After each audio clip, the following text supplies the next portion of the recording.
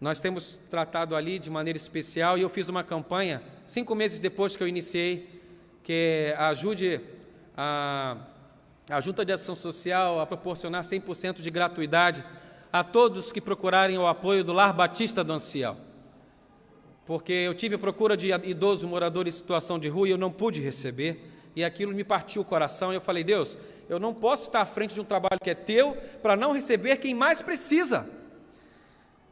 E Deus tem nos ajudado a mudar algumas realidades. O trabalho tem crescido e a crise financeira só piorando, né? E eu falei, eu não sei como explica, a gente consegue explicar um trabalho que cresce, mas o caixa mais no vermelho. Isso está geral, não é verdade? Isso está geral. E algumas certificações eu precisaria recuperar, certificações que não estavam lá mais quando eu cheguei. Eu falei, Deus, nos dá essas certificações, a gente precisa ter mais recursos que venham do governo também, dinheiro que é nosso, que está sendo usado de maneira indevida pelo poder público. A gente tem que ir lá arrancar esse dinheiro para nós usarmos da maneira devida, algo que nos pertence, que é destinado para coisas assim. E nós estamos agora prestes a conseguir de novo a certificação do Conselho Municipal de Assistência Social. Isso é uma bênção para nós. Vamos conseguir entrar no Conselho novamente do Idoso, no CONDEP, né? Estamos agora pleiteando para entrar no Conselho também da Criança e do Adolescente, novamente. E agora vamos, após a obtenção do Certificado Municipal de Assistência Social, a gente vai pleitear agora o SEBAS, que é a certificação a nível federal. E quando nós conseguirmos isso, nós vamos baixar bastante o custo do nosso trabalho e vai ficar mais perto o sonho de poder receber idosos sem ter que ficar dependendo do apoio dos familiares para assinarem contratos, termos de doações, para manterem os idosos lá. A mensalidade é de R$ 2.880, mas foi como eu expliquei para a irmã Miriam, que trabalha com ação social aqui. Eu falei, não tem um idoso que pague isso lá. Não tem. Então, por isso que a gente vive no vermelho, né? Mas Deus sustenta. Deus tem nos abençoado bastante. Gostaria que os irmãos estivessem orando por esse trabalho. E não se preocupem quando as pessoas não tiverem condições de pagar. É só pedir para que vá conversar com o assistente social, para que vá conversar com a enfermeira. E nós temos tido assim um jogo de cintura melhor. Deus tem nos abençoado de um jeito que a gente está conseguindo trazer pessoas que têm menos condição ainda. A gente sabe que esse valor aqui na Tijuca, aqui do lado, eu ia ter fila para poder pessoas ocuparem. Mas lá esse valor é muito alto. E não dá para a gente ficar pedindo um valor desse. Então, nós temos conseguido um pouco mais de doações e essas certificações vão nos ajudar a chegar perto desse sonho de 100% de gratuidade. O trabalho com crianças é 100% gratuito, né? A gente quer que o trabalho com os idosos também seja. O 70% que é cobrado do benefício do idoso é considerado por lei gratuidade também, desde que você cobre até 70%. Então, nós já temos trabalhado isso em relação a vários idosos. Falo para os irmãos que a gente tem feito isso com fé, tá? Não é... Eu sou administrador de empresas também. Se eu fosse usar a razão de um administrador de empresas, eu não poderia fazer o que eu tenho feito enquanto executivo da Junta de Ação Social. Mas eu tenho trabalhado pela fé também em Cristo Jesus, né? E por isso que eu agradeci muito os irmãos logo no início, pelo apoio que os irmãos têm trazido. Tem um trabalho que eu sei que os irmãos vão conhecer, né? Coloca a Madrugada do Carinho, por favor, o vídeo. Nós retomamos o trabalho da Madrugada do Carinho. Pode deixar o volume com um som razoável. Porque eu soube dentro da história, o pastor falou aqui, né? Eu sou novinho, né? Então eu tive que buscar essa história.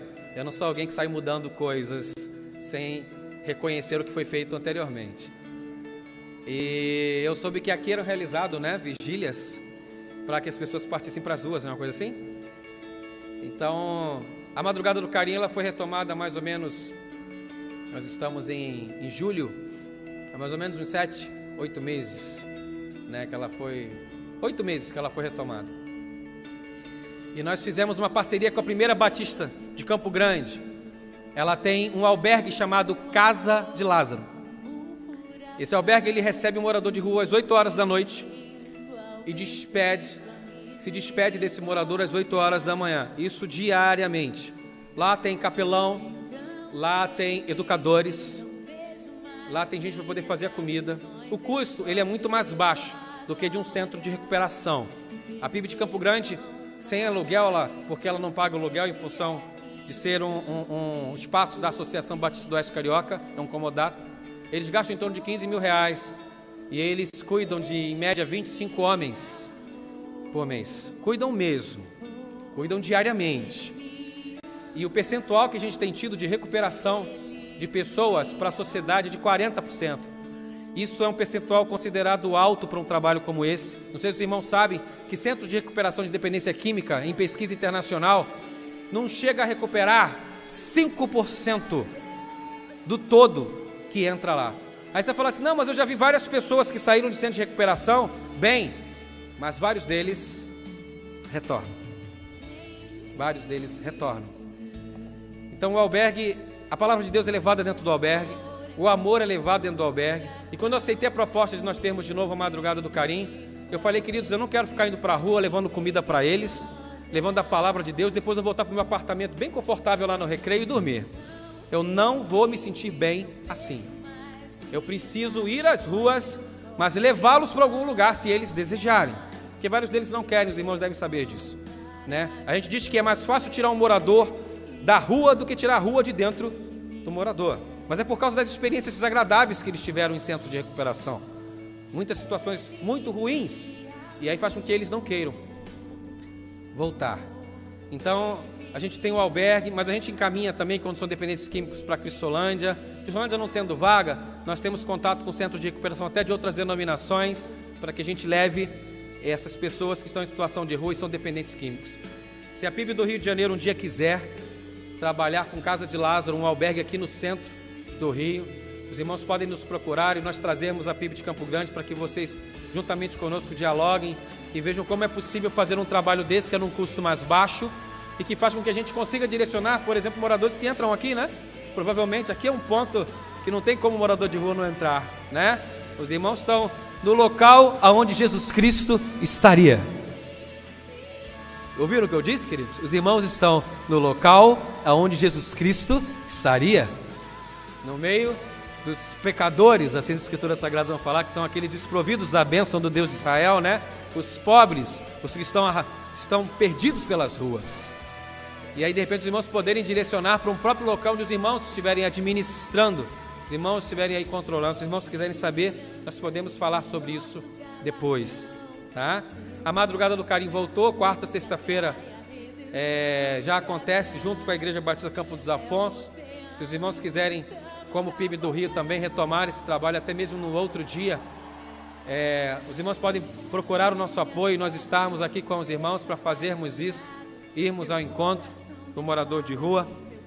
Lá em Curitiba eu conheci o projeto Redenção, e o projeto Redenção, ele funciona como uma casa, onde de 8 da manhã às 4 da tarde atende, recebe morador de rua. Ali tem estagiários de psicologia da PUC que vão lá conversar com eles, educadores também, cozinheiros, pessoas de igrejas que vão até ali para poder fazer com que esses moradores em situação de rua tenham uma perspectiva de vida e eles possam sair desse trajeto tão complicado, essa prisão, que para eles é liberdade, né? Estar nas ruas, mas que eles são dessa prisão, que é da falta de amor, falta de carinho, falta de afeto. Então esses são trabalhos que nós temos desenvolvido. A gente tem desenvolvido outros projetos também. Eu vou fechar minha palavra só com um curso. Você coloca, essa é uma arte ali do curso de auxílio emergencial, de capacitação. Nós temos desenvolvido esse curso também, levado nas igrejas. Tem alguns outros trabalhos, tá, queridos? Mas por causa da questão do horário, né? A gente vai focar nesses. Esse curso ele é gratuito. A igreja pode trazer para cá, convidar os membros da igreja, mas convidar as pessoas dos prédios, das comunidades, para estarem aqui. Quem traz o curso? Um desses cursos é a Defesa Civil. Ele vai focar mais no auxílio emergencial em catástrofes. O outro módulo, quem traz é o Corpo de Bombeiro, do Rio de Janeiro mesmo. Ele vai falar sobre questões dentro da própria casa e no entorno da casa e nas ruas, questões que vão focar prevenção, segurança. E também tem uma equipe da Universidade Federal Fluminense, esse é o terceiro módulo. Cada módulo tem uma certificação. Os irmãos querendo trazer para cá é totalmente gratuito. Quer dizer, hoje eu tenho falado para as igrejas que, devido à quebra do Estado do Rio de Janeiro, a Defesa Civil agora precisa que a gente busque os seus docentes, Então, porque eles antes tinham, eles iam com o veículo, com a S10 deles, mas agora eles ficaram cheios de vergonhas, coitados, de falarem comigo, olha, a gente não pode mais, a gente está sem o veículo para sair. Uma vergonha, né? Uma vergonha. E são voluntários, tá? Eu fiquei impressionado em reuniões, eu já tive 3 reuniões com a Defesa Civil. Uma das reuniões, quando nós concluímos a reunião, eu falei com eles, queridos, eu não sei quem é evangélico, quem é cristão aqui, mas olha, essa reunião aqui está parecendo reunião de agência missionária, porque vocês têm um comprometimento tão grande com a causa, e vocês são voluntários e trabalham de uma maneira tão admirável, que parece que eu estou diante de uma agência missionária evangélica, cristã, de pessoas que querem ir ao encontro de outros para poder abençoar. Aí eles falaram, não, pastor Everton, eles falam com muito respeito, né? A gente realmente veste a camisa, a gente sabe da crise que o Estado vive, mas a gente veste a camisa da função que nós assumimos. E aí o que eles querem? Eles querem o apoio da igreja. Por que eles querem o apoio da igreja? Em especial da Igreja Batista? Porque nós somos organizados. Eles querem grupos que sejam organizados, para trabalharem com esses grupos que são organizados. Então vejam, queridos, o poder público tem nos procurado. Tem outros projetos que eu poderia estar passando para os irmãos, mas depois eu posso mandar por mensagem para o irmão Tadeu, né, e o irmão Tadeu depois transmitir. O poder público tem nos procurado porque eles têm visto em nós pessoas que podem gerar transformação dentro da sociedade, voluntários que vão fazer trabalhos de uma maneira especial. Nós somos os únicos que podem levar a ação por completo ao ser humano, porque nós levamos o Evangelho de Cristo. O Evangelho de Cristo, ele é o poder, ele é o único que pode transformar por completo o ser humano. Então eu levo a comida para a pessoa, eu faço contato com empresários mesmo que sejam evangélicos, para tentar ajudar a gente que está desempregada para que eles arrumem emprego. A gente pode levar trabalhos com assuntos que vão ajudar as famílias a se ajustarem. A gente pode trabalhar com as questões dos dependentes químicos. Eles sabem a diferença que as igrejas evangélicas têm feito dentro de várias cidades do Brasil. Então eles precisam de nós, e eles têm nos procurado. E o respeito que eles têm para com a gente, para conosco, é muito grande, é admirável. Tá? Então os irmãos querendo trazer para cá, fiquem à vontade. Eu vou pedir para que você abra sua Bíblia em Lucas capítulo 15. O pastor João Soares disse que eu poderia estar pregando até meia-noite, né? Então eu estou tranquilo com o meu relógio aqui, ainda são 8h15, mas eu falei para ele se depois vai ter uma escolta para me levar lá para casa, porque eu vou passar pelo Complexo do Alemão ali, né? É meio complicado, linha amarela às vezes fica um pouco agitada, né? Tem alguns momentos que fica, não dá para a gente vacilar muito não com o horário. Lucas capítulo 15. Eu quero estar orando com você novamente. Eu gostaria que você pedisse a Deus, para que Deus falasse ao seu coração de maneira especial. Gostaria que você não tentasse se lembrar de quem está em casa nesse momento assistindo pela internet, ou não está assistindo pela internet, né? Algum amigo, alguma amiga, um pai, um filho, esposa ou esposo. Eu gostaria que você falasse com Deus sobre algo que vai ser conduzido ao seu coração. Nessa igreja maravilhosa, com certeza a presença de Deus. Eu já fui ministro de música, tá, queridos? Eu trabalhei 7 anos da minha vida também como ministro de música, e ouvir um coral como esse é uma coisa assim que dá vontade de nós retornarmos aqui para ouvir novamente, né? A presença de Deus está nesse lugar. Vamos orar? Deus, muito obrigado porque o Senhor já tem nos ouvido, o Senhor já tem falado aos nossos corações através das músicas, através das palavras dos teus servos, e que um trechinho agora, ó Pai, das tuas escrituras sagradas possam vir ao encontro das nossas mentes e corações, em nome de Jesus. Amém. O meu desejo é que você possa tentar se identificar nesse texto, ou até mesmo não se identificar, o que seria uma das opções. A parábola do filho pródigo. Quem aqui não conhece a parábola do filho pródigo? Levanta uma de suas mãos. Alguém não conhece? Todos conhecem? Amém. Vamos tentar falar sobre a parábola do filho pródigo com uma visão como se nós pertencêssemos a um país do Oriente e não ao Brasil. E nós vamos fazer a leitura desse texto como se nós estivéssemos um pouco mais próximo do escritor sagrado, quando ele escreveu esse texto, relatando as falas de Jesus Cristo. Jesus, versículo 11, Jesus continuou: um homem tinha 2 filhos, o mais novo disse ao seu pai: quero a minha parte da herança. Assim ele repartiu sua propriedade entre eles. Não muito tempo depois, o filho mais novo reuniu tudo o que tinha e foi para uma região distante, e lá desperdiçou os seus bens vivendo irresponsavelmente. Depois de ter gasto tudo, houve uma grande fome em toda aquela região, e ele começou a passar necessidade. Por isso foi empregar-se com um dos cidadãos daquela região, que o mandou para o seu campo a fim de cuidar de porcos. Ele desejava encher o estômago com as vagens de alfarrobeira que os porcos comiam, mas ninguém lhe dava nada. Caindo em si, ele disse: quantos empregados de meu pai têm comida de sobra e eu aqui morrendo de fome? Eu me porei a caminho e voltarei para meu pai e lhe direi: pai, pequei contra o céu e contra ti, não sou mais digno de ser chamado teu filho. Trata-me como um dos teus empregados. A seguir levantou-se e foi para seu pai. Estando ainda longe, seu pai o viu e, cheio de compaixão, correu para o seu filho e o abraçou e beijou. O filho lhe disse: pai, pequei contra o céu e contra ti, não sou mais digno de ser chamado teu filho. Mas o pai disse aos teus servos: depressa, tragam a melhor roupa e vistam nele. Coloquem um anel em seu dedo e calçados em seus pés. Tragam um novilho gordo e matem-no. Vamos fazer uma festa e alegrar-nos, pois este meu filho estava morto e voltou à vida, estava perdido e foi achado. E começaram a festejar o seu regresso. Enquanto isso, o filho mais velho estava no campo. Quando se aproximou da casa, ouviu a música e a dança. Então chamou um dos servos e perguntou-lhe o que estava acontecendo. Este lhe respondeu: seu irmão voltou, e seu pai matou o novilho gordo, porque o recebeu de volta são e salvo. O filho mais velho encheu-se de ira e não quis entrar. Então seu pai saiu e insistiu com ele. Mas ele respondeu ao seu pai: olha, todos esses anos tenho trabalhado como um escravo ao teu serviço e nunca desobedeci às tuas ordens. Mas tu nunca me deste nem um cabrito para eu festejar com os meus amigos. Mas quando volta para casa esse teu filho, que esbanjou os teus bens com as prostitutas, matas um novilho gordo para ele. Disse o pai: meu filho, você está sempre comigo, e tudo o que tenho é seu. Mas nós tínhamos que celebrar a volta deste seu irmão e alegrar-nos, porque ele estava morto e voltou à vida, estava perdido e foi achado. Quando nós lemos, então, o início, no versículo 11, nós vemos a seguinte frase: Jesus continuou.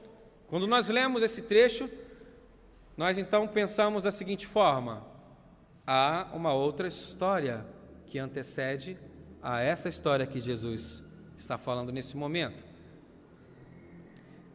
E a gente vai ler um pouquinho das histórias anteriores para então fecharmos novamente na parábola do filho pródigo. E eu quero tentar pensar com você a mudança do tema que foi colocado pelo tradutor das Escrituras Sagradas. E isso nós podemos pensar, não é pecado, porque isso não consta nos originais. Sabemos que Bíblia, ela nem é dividida por capítulo e versículos, é uma maneira didática, colocada para que nós pudéssemos compreender melhor as histórias. Os subtítulos, eles não vêm dos originais, são sugestões dadas pelos tradutores, como o nome parábola do filho pródigo. Mas não seria melhor nós falarmos sobre a parábola do pai amoroso? Vamos estar pensando sobre isso e se de repente esse não seria o melhor tema para esta parábola. O versículo 11 diz: Jesus, ele continuou. Ele havia contado uma história anteriormente e essa história é muito conhecida também. É a parábola da dracma ou da moeda perdida. É uma história que parece algo um pouco infantil, uma história que parece meio que sem sentido para nós. Você já pensou você dentro de casa, as irmãs aqui, né? Moeda mais valiosa que nós temos, metal mesmo que nós temos hoje, é o quê? Moedinha de R$1. Imagina que as irmãs têm 10 moedinhas dentro de casa e de repente perdem uma moedinha. Será que as irmãs vão ficar desesperadas indo ao encontro de uma única moedinha? É uma história meio estranha para nós. E aí, de repente, quando encontra a moeda, faz uma festa, chama todo mundo, e aí você encontra essa moedinha. Se fosse uma criança, eu fico pensando, não, se fosse eu lá, criancinha, que lavava uma loucinha, mamãe ia lá e me dava R$1 para poder me recompensar e me ensinar, né? Que após o trabalho vem uma recompensa, era a maneira dela de querer me educar, né? E querer fazer com que eu trabalhasse, e aprendesse a questão do trabalho já desde novinho.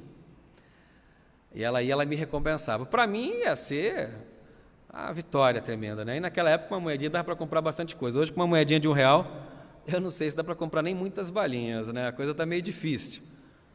Mas para a criança, de repente, faria um pouco de sentido a perda de moeda e de repente você reencontrar. Mas e para adultos? Que sentido teria essa história? A Bíblia, ela não é machista, mas ela foi escrita num contexto machista. Gravem bem o que eu estou dizendo. A Bíblia ela não é machista, mas ela foi escrita num contexto machista.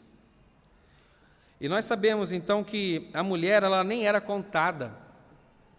Aqui no Brasil mesmo, até algumas décadas atrás, mulher nem o quê? Nem votava. Não é verdade?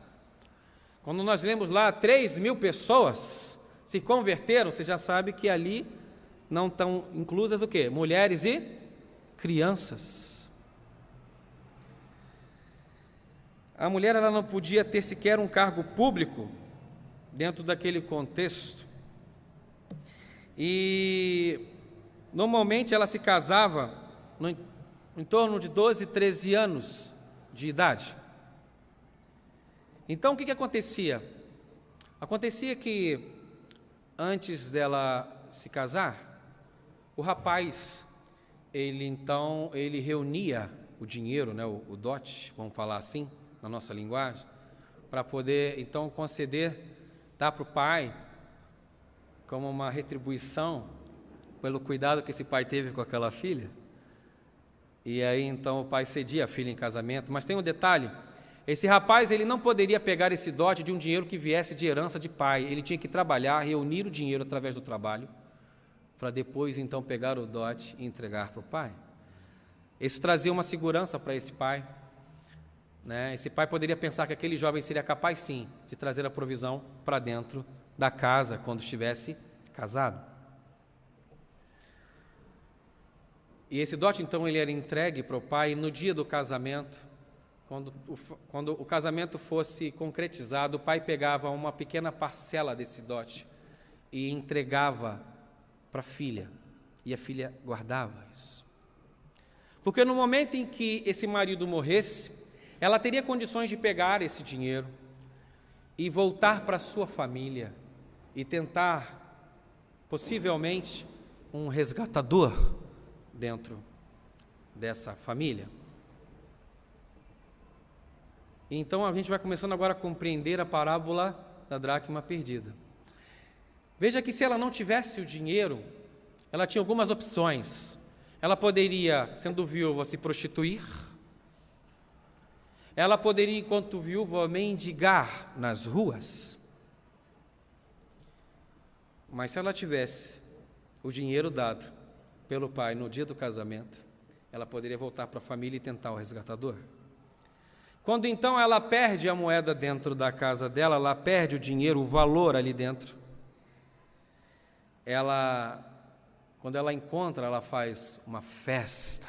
E agora dá para compreender o motivo dessa festa. Aquilo para ela tinha uma importância muito grande. Jesus Cristo vai enfocar então a questão de que essa moeda que estava perdida, de extrema importância para o dono dela, para a dona dela, quando encontrada, faz com que uma festa seja o quê? Promovida. E no versículo 10 diz que eu lhes digo que, da mesma forma, a alegria na presença dos anjos de Deus por um pecador que... Queridos, no dia que eu encontrei a idosa Conceição, naquele dia lá que eu fiquei desesperado, que eu chorei, é como se eu estivesse sentindo assim, Deus falando comigo, olha, você não está entendendo o que eu sinto quando um pecador se arrepende, quando ele é resgatado da morte, não. Mas você está tendo uma noçãozinha, tá? Quando você consegue ser usado para trazer o resgate da vida de alguém que estava à beira da morte. Olha a sensação que você tem, que você está sentindo. Essa é a festa que nós fazemos nos céus. E eu fui no carro chorando para casa depois e falei: Deus, eu preciso fazer mais para a tua obra do que eu tenho feito. Eu preciso promover mais resgates de vidas para que haja mais festas no céu. E quando eu leio então a parábola da moeda perdida, eu vejo ali que, ou qual é a mulher que possuindo 10 dracmas, quando eu vejo esse ou no início do verso, eu penso que tem uma história que antecede também a da parábola da moeda perdida, e é da ovelha perdida. No início do capítulo 15 diz: todos os publicanos e pecadores estavam se reunindo para ouvi-lo, mas os fariseus e os mestres da lei o criticavam. Este homem recebe pecadores e come com eles. Então Jesus lhes contou esta parábola: qual de vocês que possuindo 100 ovelhas e perdendo uma, não deixa as 99 no campo e vai atrás da ovelha perdida até encontrá-la? E quando a encontra, coloca alegremente nos ombros e vai para casa. Ao chegar, reúne seus amigos e vizinhos e diz: alegrem-se comigo, pois encontrei minha ovelha perdida. Eu lhes digo que da mesma forma haverá mais alegria no céu por um pecador que se arrepende do que por 99 justos que não precisam arrepender-se. Ele está ali conversando com publicanos e pecadores, está ali numa reuniãozinha dele, não vou falar de cargos exatamente iguais, mas vou falar de representantes públicos. Mas nós sabemos que naquele contexto o publicano seria reconhecido como alguém que representava uma espécie de gente corrupta, né? Porque normalmente ele arrecadava acima do que devia.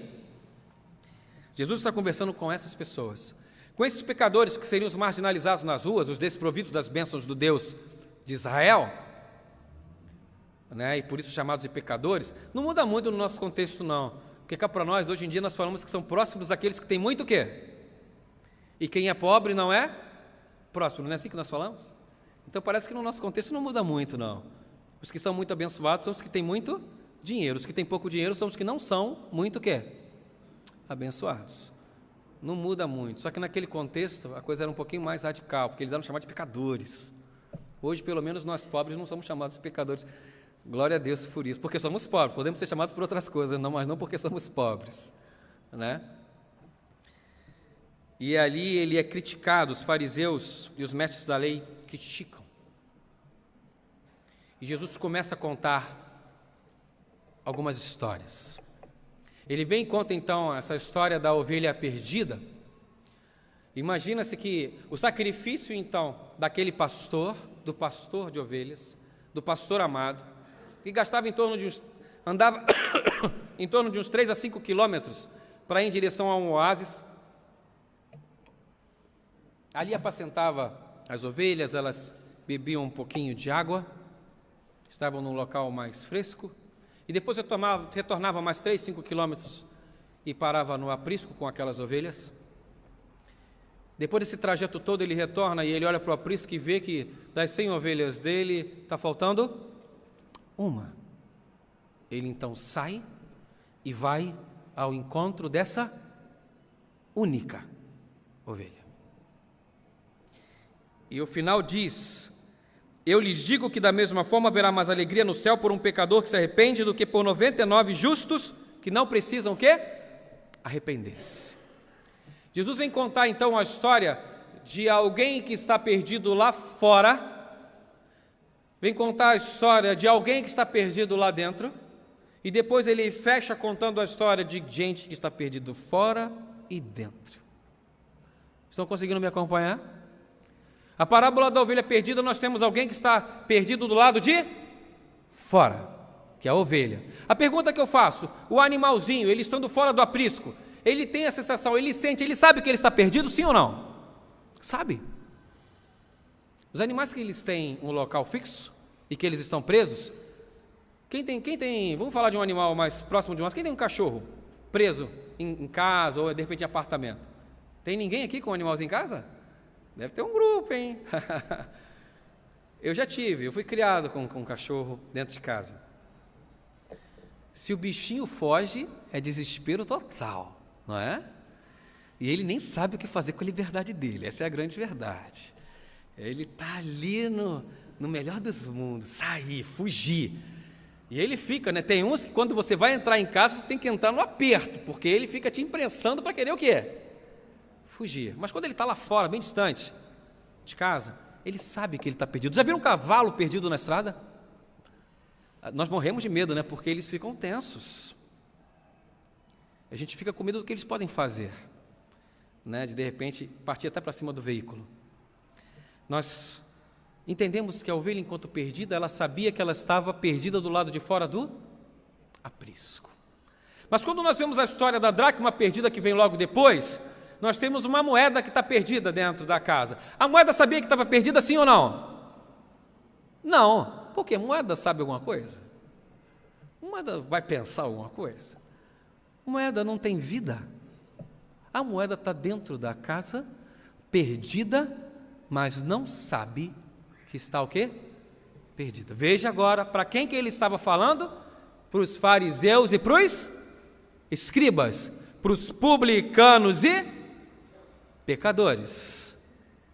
Começamos a entender por que ele conta a história de gente que está perdida do lado de fora e sabe que está perdida, querendo ser resgatado.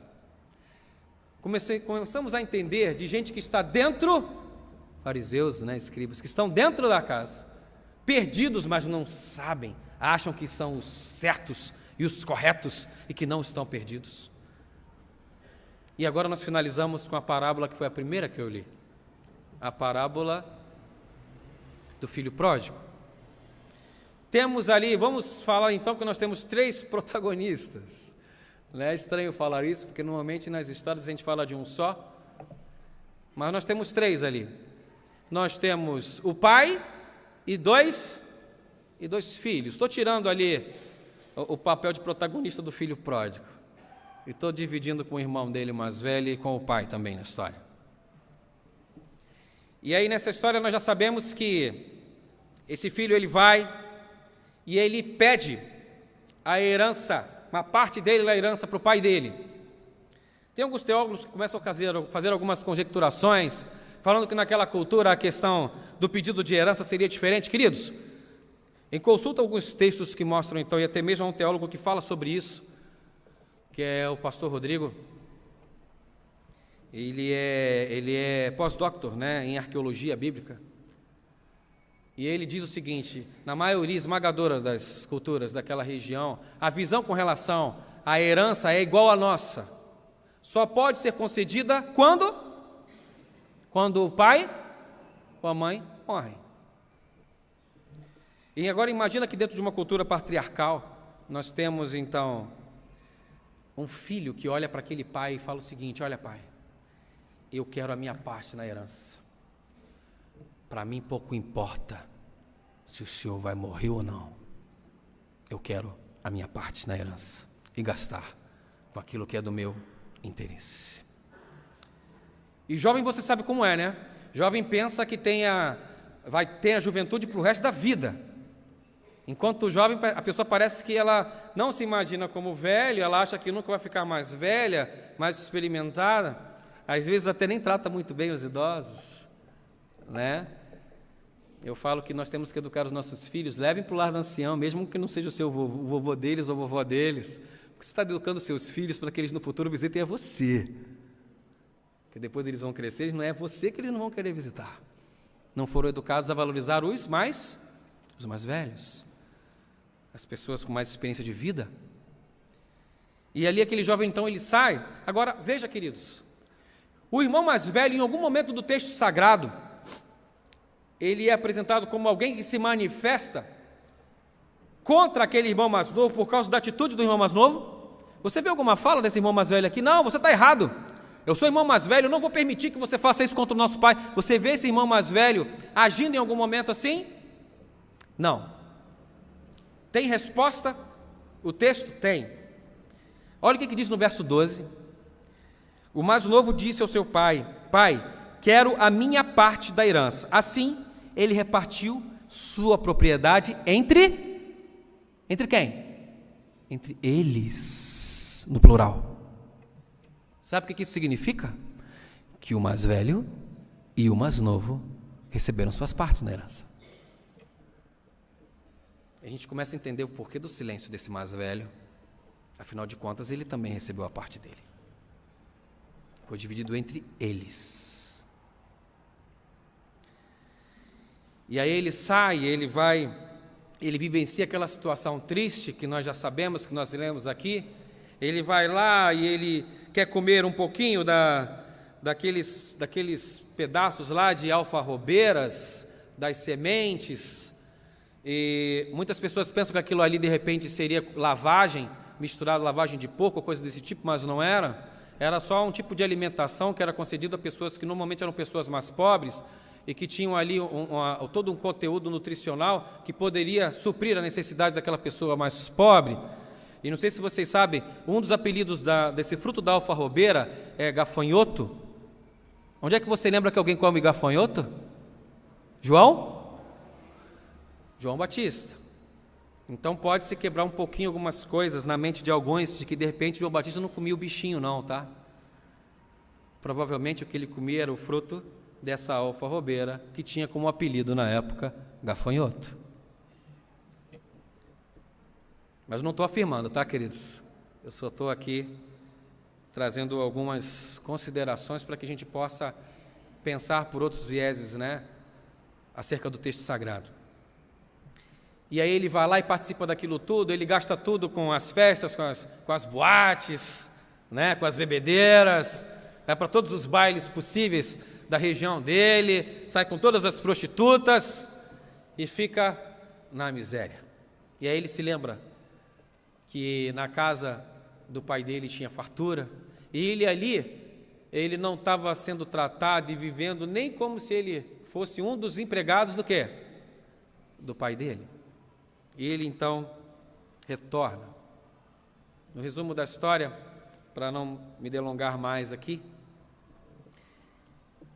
ele é abraçado por esse pai. Ele é bem recebido por esse pai. Por esse pai que viu um filho não considerar se ele estaria vivo ou morto, ele só queria a herança. Mas ele recebe de volta esse filho. E recebe de uma maneira especial. Possivelmente, se tinha naquele lugar um corredor bem comprido da casa grande até a portaria, até a saída, pelos tipos de construções daquela região e pelas nuances que são apresentadas por Jesus Cristo nessa parábola acerca desse Senhor. Porque Jesus Cristo ele conta uma história citando questões que estão ligadas ao que? A realidade do povo que está o quê? Ouvindo o que ele está falando. Para que ele imaginasse, para que aquele povo tentasse entender, mas grande parte não entendia, né? Essa é a grande verdade. E quando ele vai ao encontro, ele abraça e beija. O texto diz que ele corre ao encontro do filho. Queridos, você imagina que numa cultura como aquela, aonde correr para uma pessoa mais velha pudesse ser algo humilhante? E a gente não precisa ir muito longe, não. Entre nós, você vai ver dentro da empresa presidente de empresa correndo pelos corredores da empresa? Sim ou não? Você vai ver as pessoas de alto escalão correndo pelos lugares? Sim ou não? A gente não vai ver. Quem a gente vai ver correndo pelos lugares são pessoas o quê? De funções mais simples. As pessoas mais velhas você não vai ver correndo pelos lugares. E lá para eles seria algo desonroso. Mas o texto diz que ele corre ao encontro desse filho. A atenção toda é voltada para ele e não mais para o filho, porque ele está fazendo algo que para aquelas pessoas seria algo que chamaria atenção. E quando ele abraça o filho, ele só dá uma condição para esse filho, para que esse filho beijasse o seu rosto. Veja, num ato de respeito, ele deveria se curvar e beijar as mãos. Esse pai, ele abraça o filho e só dá para esse filho a condição de que ele beije no seu rosto, fazendo com que aquele filho pensasse que eles dois são o quê? Iguais. E o filho então é recebido, aí uma festa, nós já sabemos, roupas, coloque o anel, né, calce os pés dele, vamos fazer uma festa, e vamos receber, e aí de repente a gente tem em cena aparecendo o filho, o quê? O mais velho. Aí vem o mais velho que está dentro da casa, começa a reclamar, começa a resmungar. Já viu gente assim? Que fica resmungando, às vezes não faz nada, mas só resmunga. Não quer agir, não quer fazer, mas reclamar quer sentar e ficar ali cutucando, né? Fica ali falando e reclamando, reclama disso, reclama que a regência não ficou boa, reclama que a pregação do pastor hoje não foi legal, reclama que o coroa não cantou bem, reclama, mas não sai do lugar para ir lá fazer algo que seja algo que engrandeça o nome do Senhor e que alegre o coração do pai. Esse filho então ele começa a reclamar e falar: poxa, eu estou aqui há tanto tempo e o Senhor nunca fez nada parecido para mim, para me abençoar.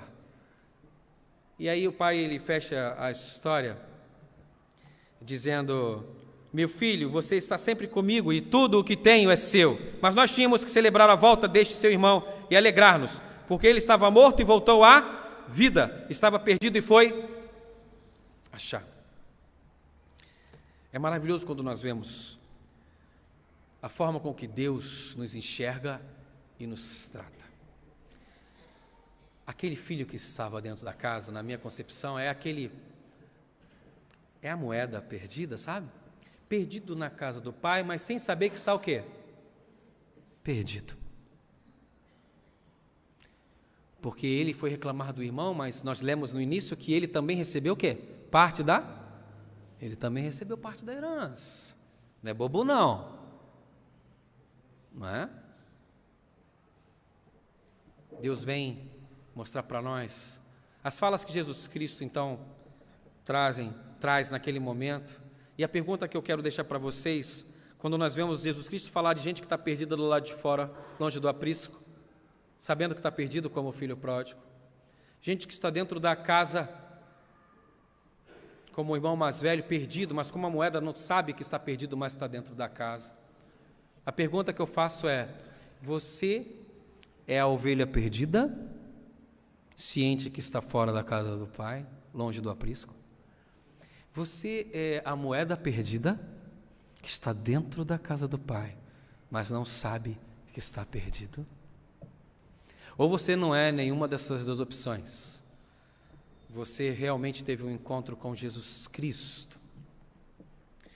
Essa resposta só você diante de Deus vai ter. E eu gostaria de orar com você para nós finalizarmos. O que Deus deseja é que você, nessa finalização de campanha missionária, e por isso que eu disse a palavra para você, é que você não seja nenhum desses personagens citados por Jesus Cristo nessas parábolas, mas para que você seja realmente um missionário de Jesus Cristo nos campos, aí fora.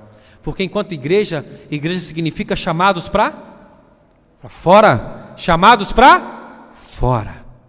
Isso é ser igreja. Você é missionário. Quantos missionários nós temos aqui presentes? Levante uma de suas mãos. Pode abaixar. Quantos receberam o Espírito Santo em sua vida quando entregaram a vida para Jesus Cristo? Levanta uma de suas mãos. Opa, tivemos mais mãos levantando. O que Atos 1:8 diz? Recebereis poder quando o Espírito Santo, vamos falar todos? Receberão poder quando o Espírito Santo descer sobre vós, e serão minhas testemunhas, tanto em Jerusalém, como em toda a Judéia e Samaria, e até os confins. Vou fazer a pergunta novamente. Quantos missionários nós temos aqui presentes? Levante uma de suas mãos. Amém. Pastor João, o senhor tem muitos missionários aqui para te acompanhar, para trabalhar do seu lado. Todos. Não é o pastor Everton que tem lá na carteirinha dele que ele é missionário. Não, todos. Basta saber se nós temos sido missionários. Vamos orar? Baixe sua cabeça, feche seus olhos. Vamos falar com Deus. Deus, muito obrigado por esse tempo aqui juntos. Nós cremos, Pai, que o Senhor está aqui neste lugar, por tudo que nós já presenciamos, do melhor que este povo te oferece no culto que é realizado a Ti. Mas nós queremos, enquanto igreja, Igreja de Cristo, Igreja do Senhor aqui neste lugar, PIB do Rio de Janeiro especificamente, fazemos diferença lá fora. Que a PIB do Rio, que eu me considero parte, possa ser conhecido pelos mais variados lugares do centro da cidade e arredores também, e redondezas. Que as pessoas sejam conhecidas pelas ruas, pelo amor aos moradores de rua, às prostitutas e travestis, pelo amor aos traficantes e drogados e viciados, pelo amor às famílias que estão destruídas, às pessoas que têm se divorciado e se separado. Por amor, Deus, aos especiais que não têm sequer condições de andar numa cadeira de roda por essas ruas. Que eles sejam conhecidos, ó Pai, pelo amor que eles dedicam nas visitas que fazem aos hospitais, ao INCA e tantos outros lugares. Que eles sejam conhecidos pelas visitas que eles fazem aos mais variados lares de idosos, não só lá o Lar Batista, mas outros também, lares de criança. Que eles sejam conhecidos, Deus, por pararem nas ruas e orarem por pessoas e levarem a Tua palavra para eles. Que eles sejam conhecidos, Deus, como cristãos, servos do Senhor Jesus. Que nós sejamos conhecidos assim, quando dirigirmos os nossos carros, quando estivermos nos nossos locais de trabalho, que sejamos missionários do Senhor lá dentro dos nossos locais de trabalho, nas nossas universidades, onde é tão difícil testemunhar do Teu amor, Deus, que sejamos missionários lá dentro das universidades. Deus, que sejamos missionários nas câmaras municipais, estaduais e federais, que a gente ajude servos do Senhor como o Deltan a mudar a realidade desse país. Deus, nos ajude, ó Pai, a mudar a realidade da nossa cidade, que não seja conhecido simplesmente como uma cidade do samba, da prostituição, mas que seja conhecida como a cidade do Teu Evangelho implantado em nome de Jesus. Amém. Eu quero agradecer então, pastor, a oportunidade em mais uma vez. Está passando a palavra a quem é de direito, tá? Que Deus continue abençoando suas vidas, tá bom, queridos? E saibam que lá na Cidade Batista estaremos sempre de braços abertos para receber os irmãos. Amém?